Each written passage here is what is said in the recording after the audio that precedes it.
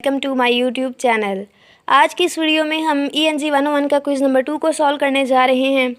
Quiz start करने से पहले मैं आप लोगों से एक छोटी सी बात कहना चाहूँगी कि मैंने अपने चैनल पे ENG 101 के अबाउट फाइनल टर्म की प्रिपरेशन के अबाउट एक वीडियो अपलोड किया है। आप लोग वो लाजमी तौर पर देख लीजिएगा, उससे आप लोगों की काफ़ी हद तक अच्छी प्रिपरेशन हो जाएगी। और उसमें मैंने जो नोट्स प्रोवाइड किए हैं आप लोग वो लाजमी तौर पर प्रिपेयर कर लीजिएगा। तो चलिए टाइम वेस्ट किए बिना क्विज़ स्टार्ट करते हैं। तो जैसे ही हम लोग क्विज स्टार्ट करेंगे तो फर्स्ट क्वेश्चन हमारे पास आता है। तो फर्स्ट क्वेश्चन क्या है कि चूज़ द करेक्ट प्रोनाउन। अब यहाँ पे हमने प्रोनाउन चूज़ करना है और सेंटेंस क्या दिया गया है कि a person needs to see dash dentist twice year, कि एक पर्सन को जो है साल में 2 बार यहाँ पे अब हमने प्रोनाउन बताना है कि 2 बार उसको डेंटिस्ट को क्या दिखाना पड़ता है, ज़रूरत पड़ती है। तो अब पर्सन की बात हो रही है, प्रोनाउन क्या बनता है पर्सन का? हिज बनता है। पहला ऑप्शन हमारे पास क्या है? हिज बनता है किसी भी ही के साथ, जो मतलब मेल बात, किसी मेल की बात की जा रही हो। अब हर आ रहा है, हर किसके साथ? शी के साथ यूज़ किया जाता है। अब थर्ड स्टेटमेंट के बाद 4 देख लेते हैं। 4 है देयर, दे या वी के साथ देयर यूज़ किया जाता है। तो ये तीनों क्लियर हो गया। उसके बाद सी ऑप्शन रह जाता है, इसमें हिज भी है और हर भी है। तो अब पर्सन मतलब पर्सन कोई भी हो सकता है, ही भी हो सकता है, शी भी हो सकता है।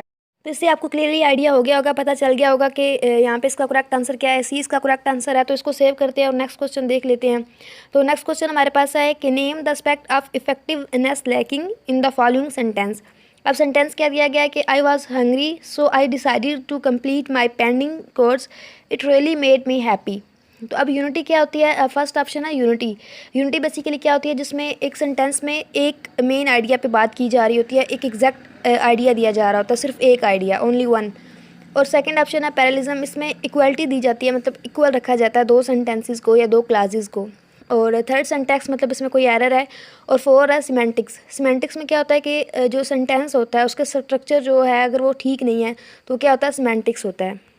तो यहाँ पे जो है इसका स्ट्रक्चर मुझे ठीक नहीं लग रहा था, इसमें मुझे 100% जो है कंफर्म नहीं था, लेकिन इस क्वेश्चन में मुझे 90% इसका डी आंसर ही करेक्ट लग रहा था। क्योंकि इसमें आप लोग अगर देखें तो फर्स्ट जो आपके पास आ रहा है सेंटेंस का जो क्लास आ रहा है उसमें दूसरा थोड़ा उससे चेंज है।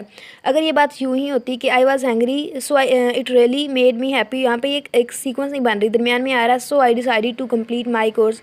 तो मुझे इसका डी आंसर करेक्ट लगा था, लेकिन आप लोग इसका कंफर्म कर लीजिएगा। वैसे क्या होता है मैंने आप लोग को बता दिया, यूनिटी क्या होती है, पैरेललिज्म क्या होती है, सिंटैक्स क्या होता है। तो यहाँ पे मुझे इसका डी आंसर करेक्ट लगा है, तो उसका मैंने लगा दिया। और नेक्स्ट क्वेश्चन देखते हैं। तो नेक्स्ट क्वेश्चन हमारे पास क्या है कि चूज़ द करेक्ट प्रोनाउन। अब अगेन प्रोनाउन का पूछ रहे हैं। तो स्टेटमेंट क्या है कि if the board of directors controls the company, कि अगर जो डायरेक्टर बोर्ड ऑफ डायरेक्टर्स हैं वो कंट्रोल करते हैं कंपनी को, तो अगर dash make vote for a rise, तो इसके लिए ये वोट कर सकते हैं। अब यहाँ पे बात किसकी की जा रही है? बोर्ड ऑफ डायरेक्टर्स की, मतलब ज़्यादा लोगों की बात की जा रही है। तो अब यहाँ पे क्या आएगा? इट नहीं आ सकता। इट किसी भी एक बेजान चीज़ के लिए यूज़ किया जाता है। और यहाँ पे बोर्ड ऑफ डायरेक्टर्स मतलब जानदार चीज़ है, इंसानों की बात की जा रही है। तो उसके बाद इट्स भी यूज़ नहीं किया जा सकता यहाँ पे। तो यहाँ पे दे मुझे ठीक लगा है। इसका आंसर कैसे लगा है कि बोर्ड ऑफ डायरेक्टर्स मतलब ज़्यादा लोग हैं और उनकी बात की जा रही है, तो उसका क्या दे में वोट फॉर अ रेज, मतलब वो जो हैं डायरेक्टर्स जो हैं, बोर्ड ऑफ डायरेक्टर्स जो हैं कंट्रोल कर रहे हैं कंपनी को, वो वोट कर सकते हैं। तो यहाँ पे सी इसका करेक्ट आंसर मुझे लगा है। सी इसका करेक्ट आंसर है। 4 ऑप्शन भी बिल्कुल भी नहीं हो सकता क्योंकि वो सेंटेंस के एंड पे आता है और यहाँ पे एक क्लास जो है वो शुरू हो रहा है, उसको स्टार्ट में यूज़ किया जा रहा है एज अ सब्जेक्ट। तो सब्जेक्ट यहाँ पे सी आंसर होगा, सी इसका करेक्ट आंसर होगा। उसके बाद नेक्स्ट क्वेश्चन देखते हैं। तो नेक्स्ट क्वेश्चन नंबर 4 हमारे पास है। क्वेश्चन नंबर 4 है कि paragraphs are comprised of random sentences, true या फॉल्स। अब यहाँ पे वो सिर्फ ये पूछ रहे हैं कि एक जो पैराग्राफ है उसमें रैंडम सेंटेंसेस होते हैं या नहीं, तो हो सकते हैं, ये स्टेटमेंट ट्रू है। तो उसके बाद इसका ए आंसर लगाते हैं और नेक्स्ट क्वेश्चन देख लेते हैं। तो नेक्स्ट क्वेश्चन हमारे पास है क्वेश्चन नंबर 5 कि complete the sentence by choosing the best option, कि बेस्ट ऑप्शन चूज़ करें इसमें से सेंटेंस को कंप्लीट करने के लिए। तो सेंटेंस क्या है कि this documentary is a dash of values between the east and the west. अब यहाँ पे ऑप्शन क्या दिए गए हैं? Comparatively, comparative, compares, comparison. तो अब यहाँ पे दो चीज़ों की बात की जा रही है। अब यहाँ पे हमने बताना है कि इनमें से कौन सा करेक्ट है। तो यहाँ पे देखें तो डी आंसर जो है ये इसमें सूटेबल वर्ड, यहाँ पे अप्रोप्रिएट वर्ड है। जैसे कि अगर आप सेंटेंस पढ़ें तो ये क्या बनेगा कि this documentary is a comparison of values, तो ये ठीक बनेगा। अगर आप बाकी वर्ड्स को यहाँ पे पुट करके देखते हैं तो क्या बनेगा कि this documentary is a comparatively of values, ये बिल्कुल भी नहीं बन रहा। कंपैरेटिव ऑफ वैल्यूज़ ये भी नहीं बन रहा। कंपेयर्स ऑफ वैल्यूज़ ये भी नहीं बन रहा। तो यहाँ पे करेक्ट क्या आंसर होगा? डी आंसर होगा, मतलब this documentary is a comparison of values between the east and west. तो डी इसका करेक्ट आंसर होगा। इसको सेव करते हैं और नेक्स्ट क्वेश्चन देख लेते हैं। तो नेक्स्ट क्वेश्चन नंबर 6 हमारे पास है, तो put a comma at the dash of a dependent word group that begins a sentence. तो यहाँ पे मतलब इसमें करेक्ट आंसर क्या आएगा, ए आएगा। आप लोग कंफर्म चाहें तो करना चाहें तो आप लोग हैंड आउट से भी देख सकते हैं, जहाँ पे कॉमा स्प्लाइस या कॉमा वगैरह का बताया गया था।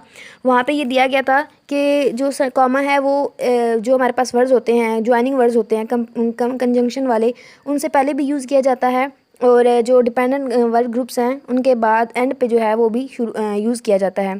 तो यहाँ पे इसका करेक्ट आंसर ए होगा कि कॉमा जो है वो एंड पे पुट किया जाता है। तो इसको सेव करते हैं और नेक्स्ट क्वेश्चन देख लेते हैं।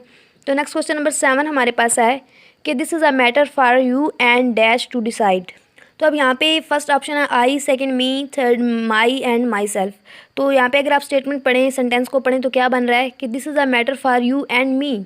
तो मतलब आई तो नहीं आ सकता, फॉर यू एंड आई बिल्कुल भी नहीं हो सकता। उसके बाद ये भी नहीं आ सकता कि फॉर यू एंड माई। तो ये अब तुम्हारी और मेरी मतलब माई मी की बात हो रही है, मी यहाँ पे आएगा। तो यहाँ पे क्या आएगा, इसका बी आंसर आएगा। यहाँ पे बी इसका बिल्कुल करेक्ट आंसर है। और उसके बाद इसको सेव करते हैं और नेक्स्ट क्वेश्चन नंबर 8 देख लेते हैं। तो नेक्स्ट क्वेश्चन नंबर 8 हमारे पास है कि the uncertain meaning of a pronoun will lead to आ। तो वो यहाँ पे पूछ रहे हैं कि अनसर्टन जो मीनिंग होता है प्रोनाउन का वो किस चीज़ को लीड कर रहा होता है।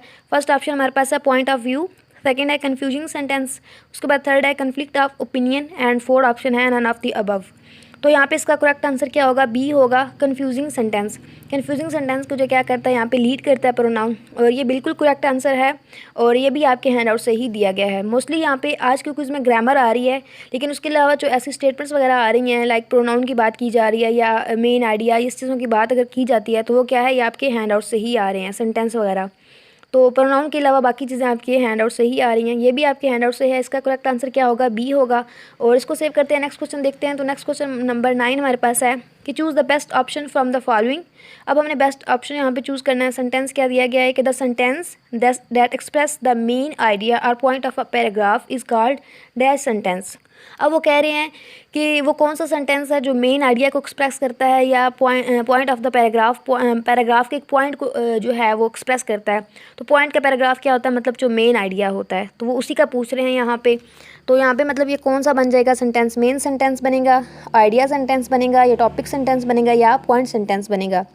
तो ये तो आप लोगों ने पढ़ा ही होगा। मैंने जो आपको वीडियो लेक्चर्स करवाए थे उसमें मैंने बार बार यही बताया था कि मेन टॉपिक सेंटेंस जो होता है उसमें मेन आइडिया को वो एक्सप्रेस करता है, और जो पैराग्राफ होता है उसको पॉइंट को एक्सप्रेस करता है।